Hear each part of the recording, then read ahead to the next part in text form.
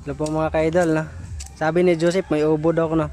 Try ko na. Bilisan mo boy. Ha? Bilisan mo. Magulay daw ko na te. Sabi ko sa kanya matanda na yon. Oh, yan ito. Hindi ka na. Ito yung ubod. Oh, ubod bitaw.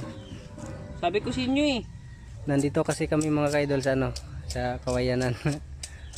Sa bamboo. Bamboo. Nagano kami, kumukuha kami ng kawayan. Kumusta kayo? Sabi niya may ubo daw. Eko na. Kulang lang. Dire dapit ang mautan no.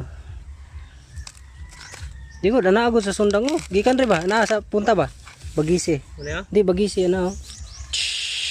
May tingog na gani. Pushing. Gi.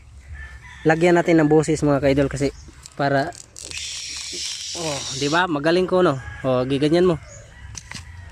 Oh, yan ang ubod, oh, di ba? Wala, nakita sa no. Oh, yan na. It's very purple. Yan yung ano, yan yung mga gulay. Te, kaunta na eh? Oh, Kaunta na eh?